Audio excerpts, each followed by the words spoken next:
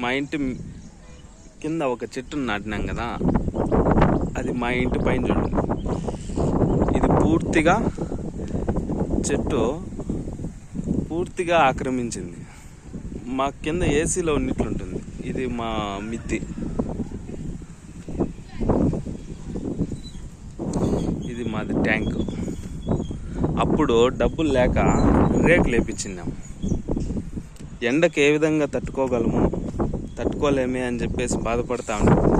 ఇంటి కింద ఇట్లా నీడనిచ్చే చెట్టును పెట్టింటే ఇది కరెక్ట్గా ఇంటిని మొత్తం ఆక్రమించేయింది.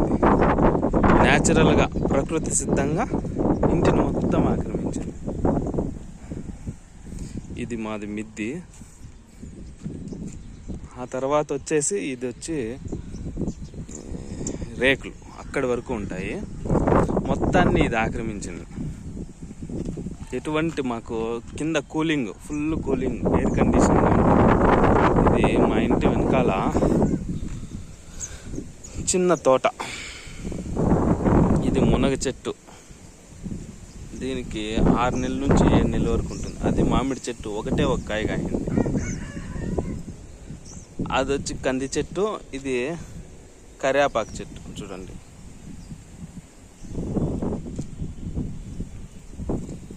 ఇది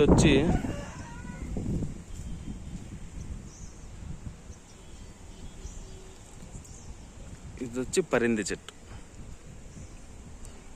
కనీసం అంటే 3 ఏళ్ళ ముంటి ప్రతిరోజు ఒక్కొక్క కాయ తింటానే ఉన్నా కానీ మాకు ఇప్పుడు 3 ఏళ్ళ తర్వాత ఇప్పుడు స్టాప్ అయింది. తీయ విధానం అని మొత్తం న్యాచురల్గా పడింది చెట్టు. ఇవంతా మాది చిన్న చిన్న తోట వెనకాల. కింద ఈ చెట్లు కానీ ఉన్నాయి చూడండి. ఇవేమి కనకంబరాలు. మా చిన్నమ్మ.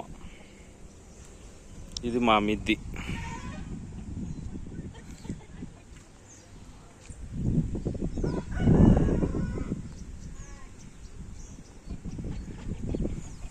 ఇది మా గోనివారిపల్లి మిద్ది. ఇది ఊరు. అప్పుడు ముందు ఇండ్లు ఇస్తా అంటే కరెంట్ ఉండేదిలే, కరెంట్ ఉంటే నీళ్ళు ఉండేదిలే, అన్నీ ఇదిగా ఉండే. ఆ తర్వాత వచ్చిండే గవర్నమెంట్లో కరెంటు, నీళ్లు, ప్రతి ఒక్క సౌకర్యం వచ్చేసింది. ఇదంతా కొండల ప్రాంతం. ఇదంతా వెనకాల ఆవులు అవన్నీ మేపుకునేది సీనరీ. ఇదంతా కోళ్ళు అన్నీ మొత్తం. బయట దేశానికి పోయిన వాళ్ళు అట్లా 2-3 అంతస్తులు కట్టుకున్నారు.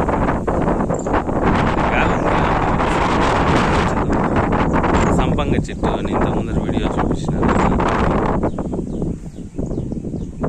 ఇదంతా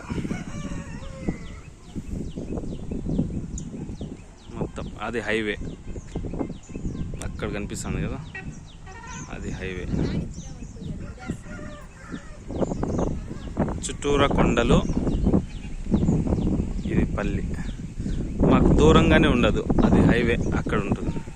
ఇక్కడ నుంచి ఒక 50 మీటర్ల దూరంలో మాకు రోడ్డు సౌకర్యంగానే ఉంటుంది.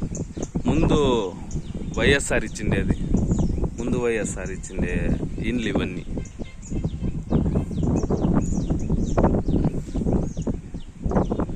చూడండి చెట్టు మాత్రం హైలైట్.